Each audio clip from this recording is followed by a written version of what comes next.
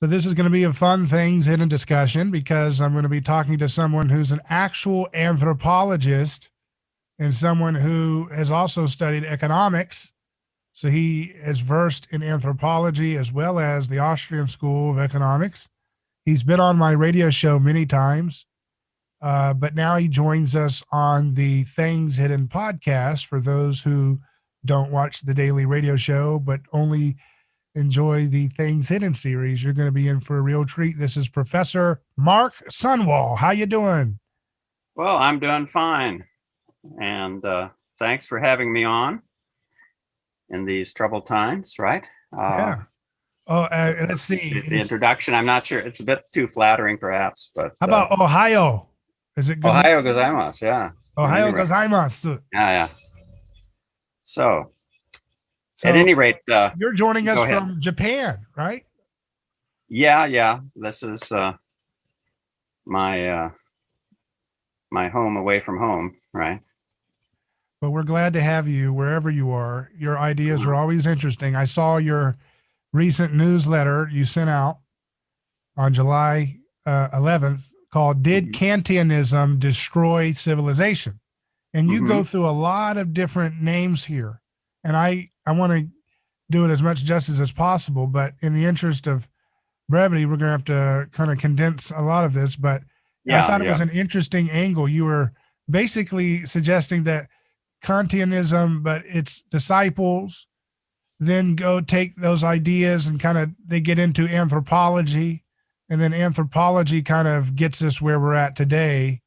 And so, first of all, define destroying civilization. Like, what's the problem that Kantianism unleashed, and then explain how you got to that argument.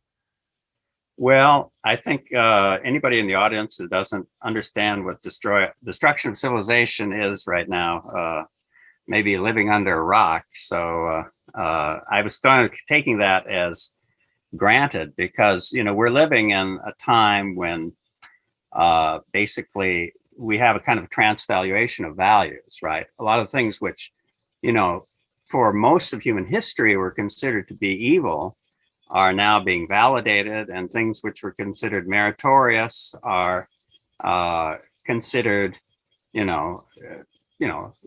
everything is flipped over basically, right? So, it's good, I guess, to be a bully. It's good to be violent. It's good to be promiscuous. It's good to be all these things, and all the other virtues which seem to have some merit at one time have that now been demonized, as it were. So there's that. But in a sense, you might say this is hyperbole, because I'm not saying by civilization, I'm not saying, civilization, of course, is cities and literacy and that sort of thing. Of course, that's going to continue. But we're getting into a very sort of strange period now in terms of values. Really, that's what I mean, right? I don't mean that everybody's going to stop. Everybody's going to go back to living in a cave or something like that. In a way, that wouldn't be so bad, But what we're facing is something, a sort of a global nihilism, techno-nihilism, perhaps. Yeah. What is the ultimate value in this world that we're emerging into? Is it nihilism? Is it humanism? Is it individualism, egoism? What is it? Well, to tell you the truth, I didn't use this word very much, maybe not at all in this particular essay. I mean, the essay was complex enough as it was, but just to simplify it, what I'm really talking about is secularization, right? Or secularism, as opposed to, what does secular mean to begin with, right? Secular is a reference to time, to, for example, time cycles, secular and cycle and the progression of time, as opposed to the immutable world of eternity or something like that, So behind my thinking here, and I agree that I get into very technical things, is the question of how did secularism triumph, right? Well, we all know about, for example, the dispute between the Darwinian evolutionists and the creationists, for example. And I don't know, I don't care what side you are on that particular dispute, right? But at any rate, there is such a debate, and we know that within the 19th century, materialism, Darwinian evolutionism, that kind of thing became fantastically popular. And you had a great deal of debate one way or the other, famous debates, between Huxley, and whatever the bishop was that was debating him, So you have that sort of thing. But there's a whole second thing. So you can divide, and this comes from the NeoConscience way of thinking too. You can divide all of knowledge into natural science and human science, right? So the evolution versus creation debate is kind of on the natural science side of the thing. Within the human science side of knowledge, right, what you have today is, and I'm going to lift another word that I haven't used in this particular essay, but I think it's a great word. You have the concept of the anthropogenic origin of human institutions, right? You've heard the word anthropogenic used in the debate on climate science, for example, right? So anthropogenic means literally created by human beings, right? So people who claim that, maybe we have global warming, maybe we have global cooling, something like that. But the real debate is not whether it's warming or cooling. The real debate is what is the cause? Is the cause from the natural forces in the cosmos, which are on a kind of automatic schedule of their own, or is the cause, human intervention, right? The people who believe that the human intervention is a problem like to use this word anthropogenic, right? The people who are against that talk about, no, it's not anthropogenic, it's natural, whatever.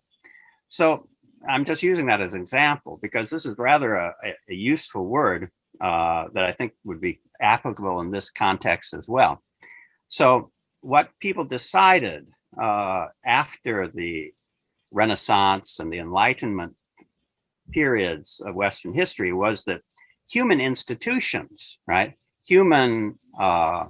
By institutions, I mean big things, like language, trading, kinship systems, those sorts of, symbolic manipulations of reality, that these things were human devised, right?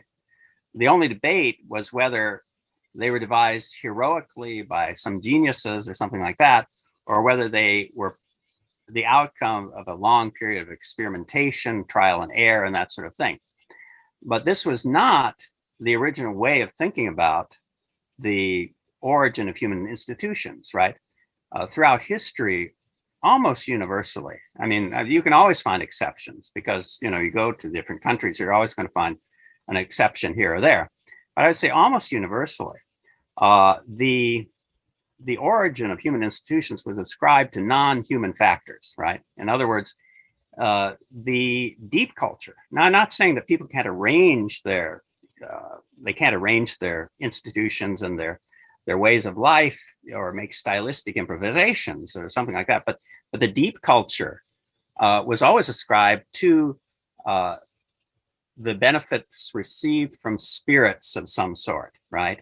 So you went to any country, and regardless of whatever the religion might be, and you asked, well, where did you get your culture essentially? When they'd say, well, we got it, literally, we got it. We received it from something which was non-human. We received it from some transcendental source, right? Of course, this was not the narrative that was favored by science after the 19th century, after the rise of positivism, right? The problem with this, and I'm not saying that, maybe human institutions aren't anthropogenic.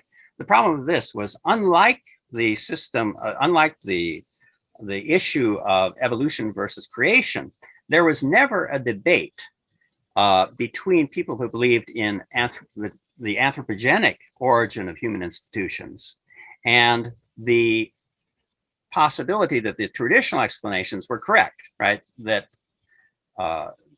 human institutions are ultimately received from a non-human dimension or non-human realm, right? There was never such a debate, right? Like so many things in the process of the triumph of secularism, the debate was a non-debate, and what you had was instead a kind of what they call gaslighting today, or nudging, or something like that. For example, well, the classic example would be the philosophes of the 18th century, right? The philosophes, people like Demetrier or Diderot, those people, we call them philosophers. That's what it means in French. It's philosophe, right? But the truth of the matter is they were not very good philosophers at all, because they never debated any of these issues. They never debated, does God exist, or anything like that. What it was kind of a snob appeal of the salon society, right?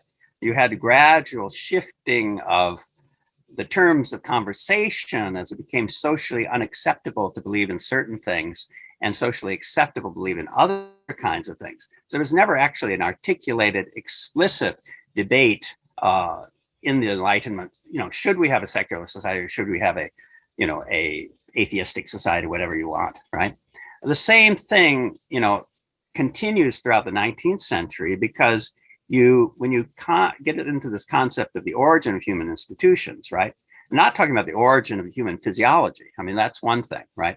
But the origin of human institutions was simply assumed to have been anthropogenic, right?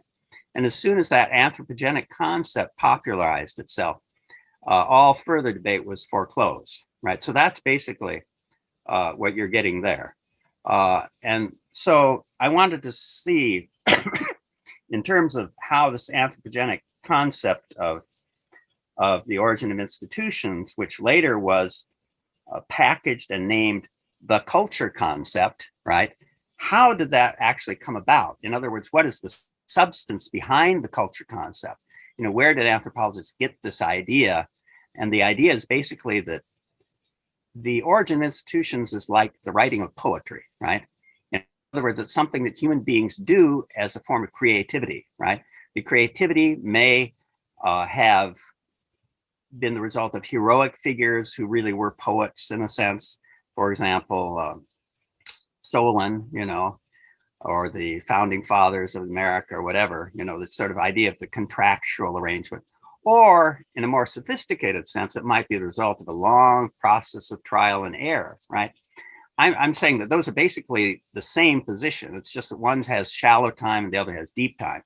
But the basic contradiction is not between shallow time versus deep time. The basic contradiction is between whether human institutions have an anthropogenic origin or whether they have a transcendental origin, right? That debate never took place, right? It was simply assumed, it was nudged aside, and basically the kind of social and human sciences that we got all presupposed this as a paradigm, even to a more, imperialistic or presuppositional sense than the takeover of the biological sciences by the paradigm of evolution. At least there, you had some sort of debate, at least it was recognized that it was two sides of an antinomy, right? You had creation, you have evolution.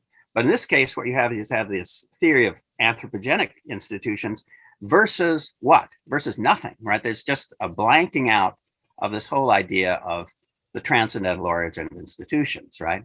So that's kind of the background there. You mentioned that anthropology split into two forks, right? And you had one, which is the cultural anthropology, where you're talking about the anthropogenic explanations are the only thing allowed. And then what was the other one that was more about discovery? The other is physical anthropology. Yeah, physical anthropology, so which is more connected to archaeology and real science. Yeah, archaeology, and also, of course, human biology and that kind of thing, right?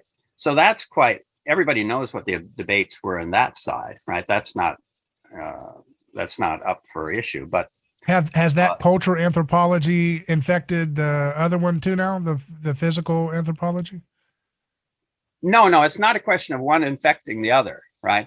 So again, let's go back to these people, the NeoContians, right? That was sort of the focus of this particular paper. And I wanted to set just the context of why I thought this was an important thing. And it was the NeoConscience, and not just them, but other thinkers at the time. We're talking about the late 19th century. We're talking about like from the 1880s to maybe about 1910 or something like that. this is the flourishing of that period. And this is when you get people, maybe, I'm not sure it was NeoConscience, but maybe the classic person was William Dilthey, right? He was a German philosopher. And he said, there really isn't, contrary to what the positivists say, right? And of course, the positivists are the real hardcore people who say, we're just going to study everything like, humans or bugs or rocks, it's all science. We just study it all the same way. The NeoConscience and Dilthey and people like that were a little more sophisticated in the sense that they were willing to divide human knowledge into two segments, right? One was the natural sciences, and the other was the human sciences, right? So this was the model on which was adopted in anthropology, the sort of bifurcation. There's nothing wrong with that, by the way. I think that's actually a legitimate move, right? To have the human sciences and the natural sciences considered as two separate things, right? That's fine, right? But now the question is, within the human sciences, what is it that makes people uniquely human? And they eventually come up with this idea of the anthropogenic origin institutions, and they call it, very cleverly, they call this the culture concept, right? Well, there's nothing wrong with the word culture, right? I mean, that's fine. I mean, you can call it culture if you want. You could call it other things. You could call it human traditions, human institutions, mores, customs. We know what we're talking about, basically. A culture was just the word that they decided to use because it had sort of a nice appeal. Originally, it comes from, the idea of cultivating a garden. If you went back to, 100. There's a very interesting man named Raymond Williams. I mean, I'm sure this is long ago, this early 20th century or something like that he was writing. But he did a word study of several important English words which became prominent in the social sciences and political dialogue and that sort of thing, one of which was culture, right? So he's an interesting person to read on that. But the problem is that when they started, G. Gordon Childs, I believe it was, who came up with this, you couldn't say this anymore, by the way. Of course, he was a leftist, but even those days, leftists were using words they won't allow anybody to use anymore. He said, man makes himself. This was a very famous anthropological book, right? Man makes himself. And that title, whatever you think about the word man, right? That title, he means, of course, human beings, right? That title encapsulates basically what I'm talking about with regard to the anthropogenic origin of institutions, right? In other words, human society, in other words, the laws, the morals, and the fundamental concepts we're talking about, really fundamental, like, what is a marriage, who can marry anybody else, and, what is right and what is wrong, and the structures of society, that these all were devised by human beings at some point, right? Maybe over a long period of time, maybe in some heroic interval of rapid innovation, we don't know, but, you could argue about these things, but what you couldn't argue about was that something other than man was making man, right? That became a taboo thing, right? And so you have a funny situation. This has been the underpinning of the way we think about things in the 20th and now the 21st century. And it's the first stage in a process of a degeneration where now we think that political elites can reculture or cancel anything which has gone before, right? It's a debate, can people change morality, or is morality a pre-given, right? And I'm saying we should consider the fact that it is or the possibility that it is pre-given and it is not subject to change or cancellation, right? But the problem is that this goes back further than, there's all sorts of people willing to jump in. This is a very, uncurrent kind of article. I'm talking about intellectual history and things that are happening at the latter part of the 19th century. And of course, people today want to read about, conspiracies or whatever, but I think without understanding the historical background of how the first steps in this direction towards the idea of reculturing or cultural change, intentional politicized cultural change came about, you have to go back to where these concepts originated, right? And they originate, as far as I can tell, pretty much with the NeoConscience schools of the late 19th century, when they start saying that, unlike Kant, right, who believed that morality was kind of hardwired in your brain, right? Yeah. Unlike Kant, some of the NeoConscience began to think of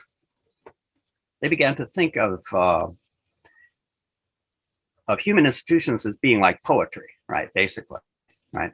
In other words, you could sort of imagine whatever society you thought was desirable and write a constitution for that particular society, you know. And originally, you know, the people who were doing this were very well intentioned, you know. They were progressives in a naive sense who believed that human beings were basically very good, you know, and, you know, the fond imaginations of the human heart, if they could just dream the highest dream they could make an ideal civilization by rewriting human morality and so forth. And so it's very well intentioned, right? And these people were not devils. This was a problem. I mean, the first person to point an accusatory finger at Immanuel Kant was Ayn Rand. You know, she was saying essentially, making a stronger point than I am with regard to, did Kantianism destroy civilization? She actually thinks he was an evil man. Well, I don't think that washes. He was actually a very brilliant and very well-meaning person. And that's even true of most of his disciples too. Until we get to Nietzsche, right? And Nietzsche is the one who figures out, well, you know, if human beings are in control of their own institutions, they can make up any society they want. Well, you know, we can make up a nice, cruel society, which appeals to our sadistic side as well, that sort of thing. So they didn't really understand what they were doing when they came up with this idea of, you know, the poetizing or the creativity of making society, you know, man makes himself kind of, you know. Their initial ideas were very, very well intended, but they simply unlocked Pandora's box. That's what I'm saying. I'm not saying that they were bad people at all. And from there, well, you know, who cares what German philosophers think? But what happened was the American anthropologists got hold of this concept, you know, the concept of anthropogenic institutions and the fact that you can change them, and the fact that, you know, well, there is diversity. I mean, that's another thing. I mean, the whole idea of, you know, cultural diversity or you know, institutional diversity amongst various peoples and so forth, that's certainly a valid concept, right? But the way it was used by the American anthropologists was sort of to titillate 20th century sophisticated people into thinking that, well, if there's so many possibilities, can't we kind of design our own culture, right? And this was, you know, the people I call, you know, Boaz's daughters, you know, Ruth Benedict, Margaret Mead, you know, they were the people who were doing this kind of thing, this kind of, sort of propaganda under the name of research, as it were, right? And later, this kind of research was sort of exposed as, at least in part, a kind of hoax, right? But it was very effective as propaganda and as literature, as very good literature. Actually, people love to read this because they love, you know, the idea of people being able to create a diversity of institutions, multiple solutions to different problems in different regions of the world, and so forth. You know, and it had a kind of humanistic, benevolent quality to it. But the consequences of it were not good, right? The consequences of it were, for example, if Margaret Mead goes in the South Pacific and she says, well, you know, you look at the sex roles in 3 different areas, and, you know, in each of them they're different. In different islands, they have different relationships between men and women. Well, there's nothing wrong with that, and that probably was to some extent true, right? But what people did with that kind of data is they said, oh, well, you see, this means that since there are these different possibilities in a primitive society, we can take the same concept, you know, and we can start doing cultural engineering, right? We can start choosing amongst these various models, right? And this is kind of where it serves, you know, possibly nefarious purposes, right? So I know this sounds, you know, I'm taking all this way back, right? Because now we're seeing, outrageous things. I mean, basic human norms, which have been accepted for thousands of years, and nonetheless, people think they can legislate them out of existence, just by fiat, right? Legislative fiat or executive fiat or whatever it may be. It's not just conservatives versus, progressives either. I mean, conservatives to some extent are guilty of this as well, right? And there's a whole section in this paper where I mention the fact that one of the things the conservatives fell for was, we would buy this idea of the anthropogenic origin of institutions, but if it happens very slowly over a long period of time, then that's good, right?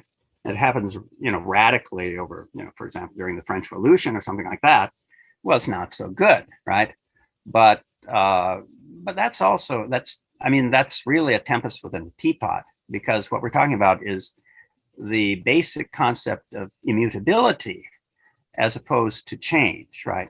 And so if these institutions, these fundamental institutions, are not immutable, right, then it doesn't really matter if they're changing over a long period of time or if they're changing radically.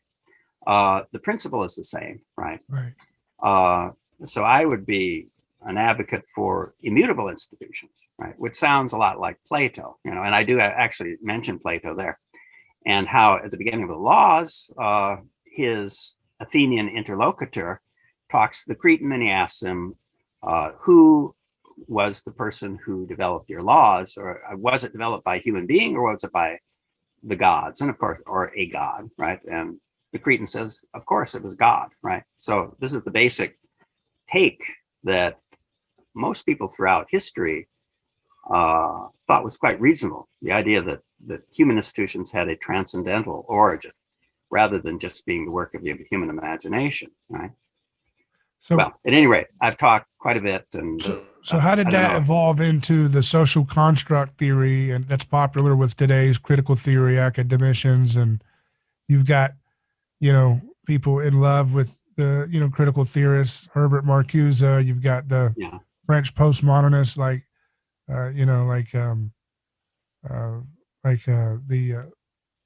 what's the guy's name? Foucault. Foucault, yeah. Are they all taking on this Kantian? How do you say neo? I thought it was neo-Kantian, but you're the philosopher, so you tell me. I'm notoriously bad when it comes to. It also depends on which language you're speaking. Okay. Whether you accept particular. But do they have can you show a direct lineage from there too to those popular?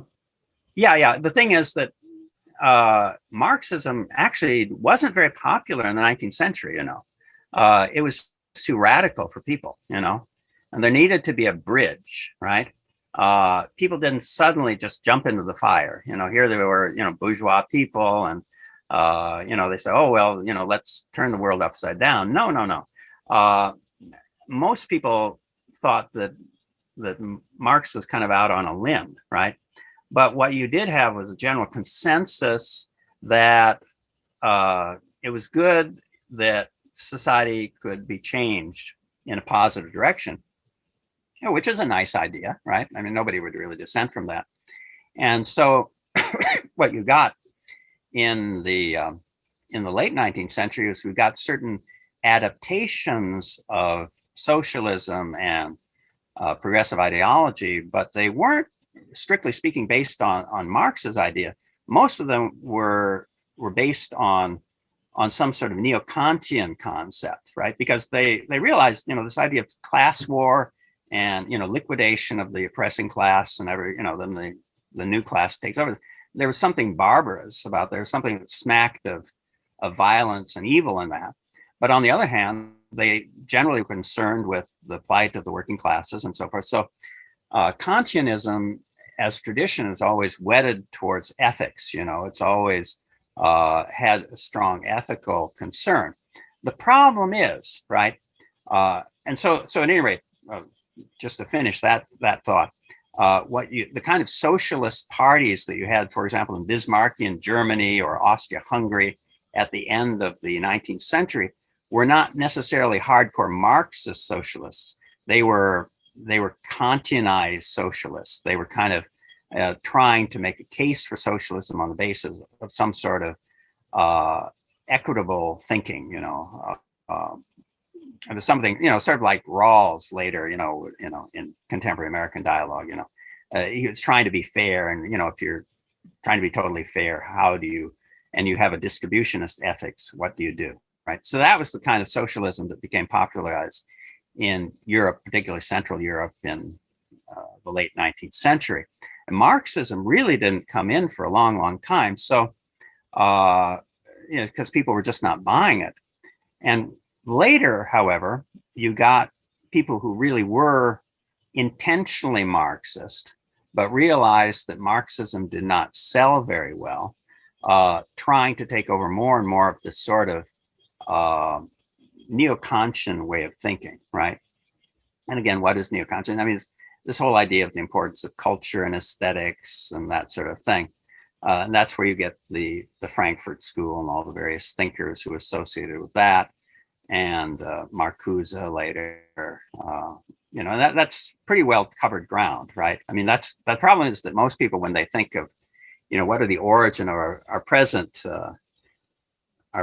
travails, they only go back to the Frankfurt School, but actually, or they go back to Marx, but that's kind of a red herring, because Marx was really transformed. It was really the NeoConscience and their way of thinking, which formed the basis of the ideologies of the late 20th and now 21st century.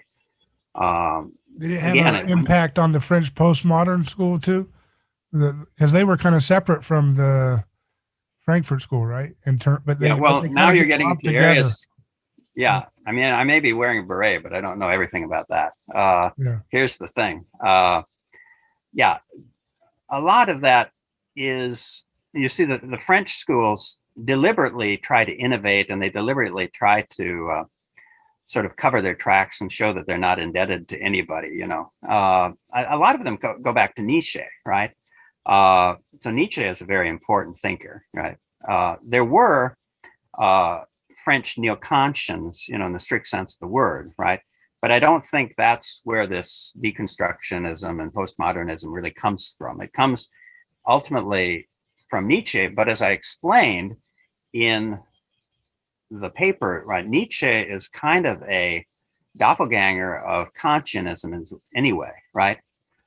So sort of the missing link, and I mentioned this guy in the paper, is this guy F.A. Lang, right? F.A. Lang was the guy who he looked at materialism. He looked at the sort of things that Marx was excited about, like combining Hegelian and Darwinian ideas, and basing them more clearly on material science.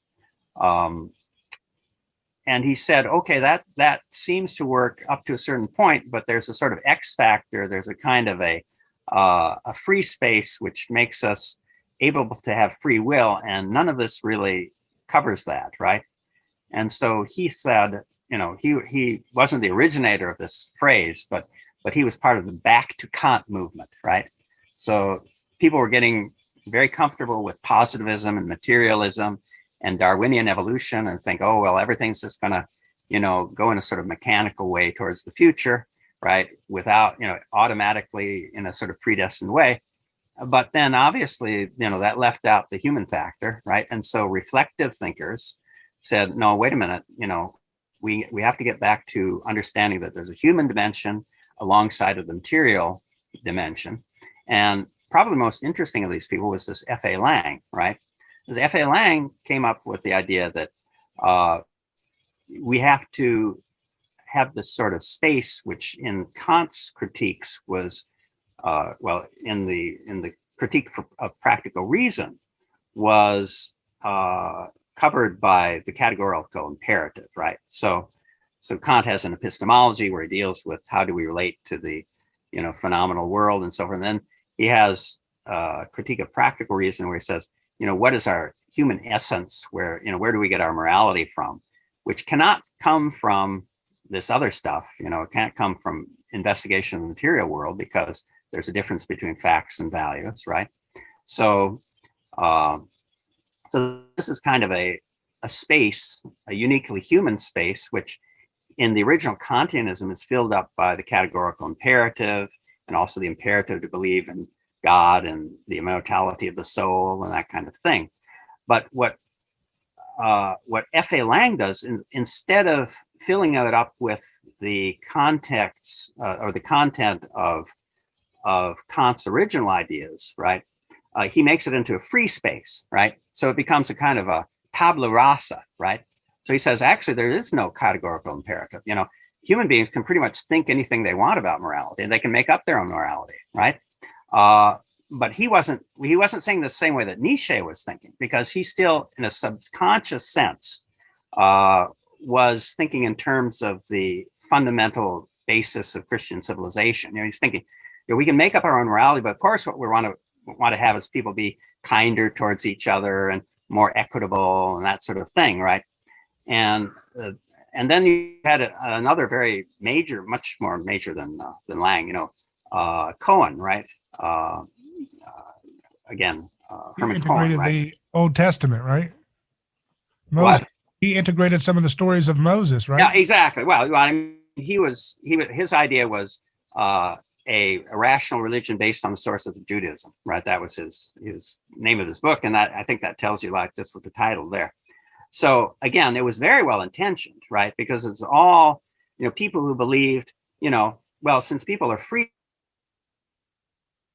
to make up their mind, well, they can just they can take Judeo-Christian morality and then they can sort of put it on steroids and we'll make an even juster society, a better society, and so forth. But in doing that, they unlocked Pandora's box. Once they said, you know, we're making our own morality. You know, once we have a free space here and we can invent the morality, that was unlocking Pandora's box. And then who pops out of that but Friedrich Nietzsche, right? And he says, okay, well, no, we don't necessarily want a rational society based on Judeo-Christian values. You know, as long as we can make up our own morality, we can make up something really exotic. You know, we can, you know, have everybody stand on their heads, you know, for 100 hours or something like that, or whatever. And I'm making it a little bit ludicrous in the way I'm expressing it, but actually this was kind of the salient idea of the mid-19th century, right? The idea of transforming Kant's critique of practical reason into a sort of active creativity, as it were, right? Sounds very good, you know, we can, you know, we're creative, you know, we're making new realities, we're making new rules, we're diversifying, we're not going by the old ways anymore, right? But the problem is when you start monkeying around with basic institutions on which, you know, human relationships are founded, right? You're sort of playing with fire. So again, most people they sort of pass over, you know, either they don't know it or they kind of go to sleep, you know, somewhat time between the late Enlightenment and the 20th century, but a lot happened. And that may be the crucial misstep which was made. It's not, once you get to the cultural Marxists, the Frankfurt School and critical theory and that sort of, I mean, all the elements are already in play. So it's not like that's the original sin there, right? The original sin is further back in time. It's somehow when people start losing the idea that there's a possibility of transcendental devolution of human institutions and everything is assumed to be anthropogenic, right? Whether you call it culture or you call it whatever, creativity or whatever, you know. Right. It really is, it's a crucial period. It's sort of a blank period in most people's knowledge of intellectual history. And to the extent that intellectual history is important, you know, it's something that people need to go back and re-examine. And they also need to re-examine the whole concept of the culture concept, right? Again, we use culture in so many various ways, right? In a rather critical way.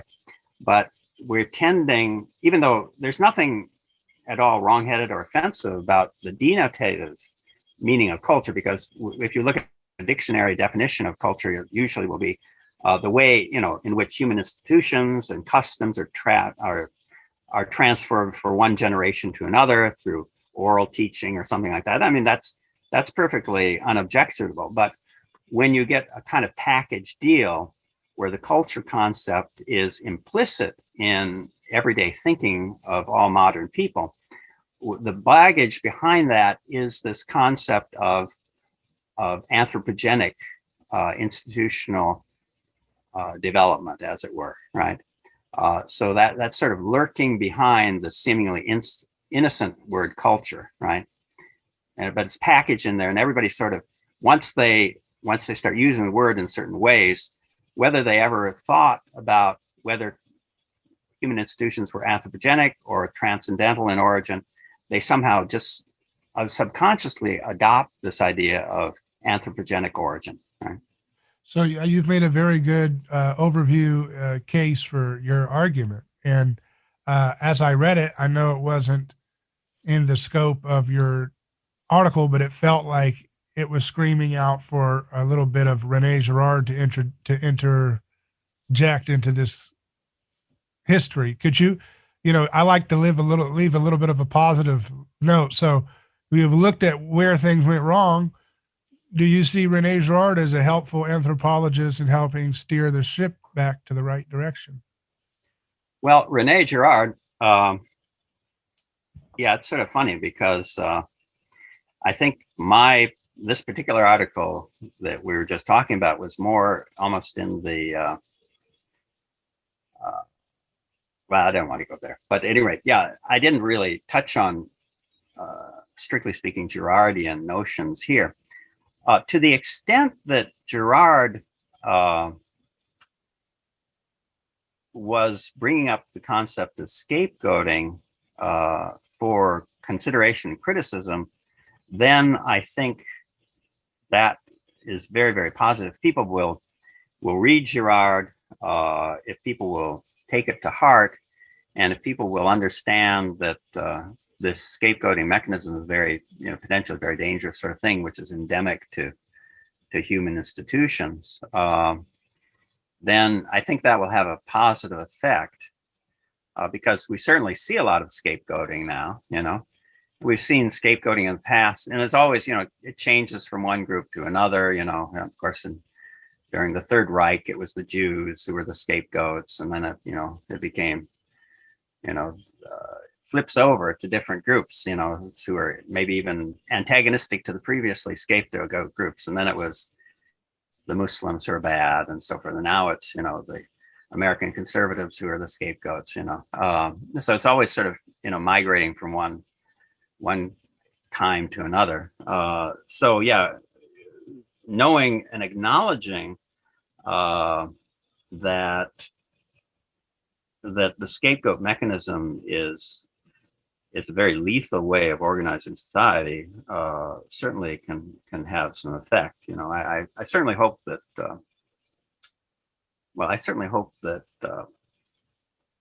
that people will see what is going on for what it is, which is scapegoating, right? It will be unmasked.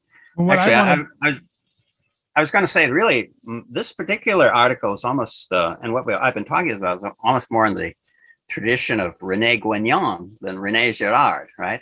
René Guénon is a very, very esoteric and difficult thinker, and I'm not necessarily recommending him for everybody, but again, the question here is not just, within human institutions, what is a good way of carrying things out and what is a catastrophic way, but what is their origin? Do people really create human societies, or has it been created for us, right? And that, I think, also is hopeful, right? I mean, the fact that ultimately human beings are not in charge, I think, is a very, very hopeful thing, right? That there's some sort of providence or some sort of guiding hand. Remember what I think it was Tolkien said, within a catastrophe, there's also a eucatastrophe, right? So within the bad stuff which is going on, there's also some good, even deeper good thing which is happening, which we can't see because we can't see with God's eyes. We can only see with our human eyes, right? Yeah. So I think that's the positive thing ultimately, right? Yeah, the thing I was pointing out about the Girard thing to this is that you mentioned the anthropogenic role of institutions in the cultural anthropology. Doesn't Girard kind of provide a little bit of a transcendent explanation back into the mix of cultural anthropology by employing the idea of the transcendent sacred that the gods who are their ancestors gave them? I mean, he kind of bridges the gap, doesn't he, a little bit? That's what Well, I this was. is a very, yeah, this is a really deep subject. I think we could almost have a completely different talk about this, because you can look at Girard two ways, really. You can see him as somebody who's coming into the secularized humanities, right? Anthropology, sociology, literary criticism, and so forth, and trying to connect back with the transcendent, right? Because he's not afraid of talking about things which other people are afraid of talking about, like the fact that these myths may actually refer to something, right? People tend to think, well, myths are just myths, right? But he's saying, no, it actually refers to historical realities, right? So in that sense, he's on the sort of anti-secular side. However, the other aspect of Girard is, from the point of view of Orthodox religions, he is heavily committed to the efficacy of human action in the origination of human institutions, right? So he's making a rather difficult. It's rather difficult to bring him into a discussion like this on my side of the argument, right? Again, this whole book. I'm sure you're familiar with the book. Let's say it's around here somewhere. The one about where he talks about Violence and the sacred. conversion. Yeah, evolution and conversion. You've read that, right? Evolution conversion, yeah. Yeah, and he talks about the fact that his theory is potentially an integral part of Darwinian evolution, right? And I don't deny him, the right to say that. In fact, that may even be true, but it's a little bit like I say, I'm coming more from a sort of Renee Girard than a Renee Girard point of view here. That the institutions, of course, the shallow culture, as it were, the ordinances and the habits and the styles of human life are all, human devised. We're always rearranging, the elements of our civilization and making new patterns and so forth. But I would say at the root, there's a possibility that is of transcendental origin, right? And that's very important, Yeah, I think so. Well, Professor Sunwall, I like listening to you and talking with you. It's been a great discussion. Thank you for your contributions in this time. Well, thank you for hosting me, and I wish you well, you and your family. And at any rate, hope to be on sometime in the near future too. Yeah, and is there any way people can stay in touch with you or subscribe to your newsletter? Okay, well, probably if you're interested in, I'm not sure if they could subscribe to my newsletter. I have to I'm not very good at this sort of thing. Once I was trying to study, how to popularize a newsletter, and I think I failed the course. But probably the best way to find my stuff is to find my blog, which is Pico Ultra Orientalis, right? PICO U LTRAORINTLAS. Let's see, if I can spell it myself, right? So Pico. I think you didn't want people to find you on there, did you? Well, I don't know. I always have strange reasons. It comes from, Pico della Mirandola, the great Renaissance thinker, and humanist, right? And then, of course, Oriental, right? Because I have this connection with the Far East, right? Ultra, far is ultra and Oriental is East, as you know, right? So if you think about that, you can probably figure it out and input it, right? And is there a book by Renee Girard that people could check out that you'd recommend? Renee Girard, this is going to be above most people's pay grade, I'm afraid, because you have to have a tolerance. To begin with, he's making a case for the supernatural origins of our world, but not from any particular religious point of view, right? He's sort of religiously neutral, as it were. He takes a lot from Vedantic Hinduism. He himself was involved in Sufism and so forth. But Renee Girard is kind of an interesting guy. There's one book which, if you really are willing to open your mind, this is called "The Reign of Quantity and the Signs of the Times," right? By Renee Girard, and of course, it's been translated. Very controversial person,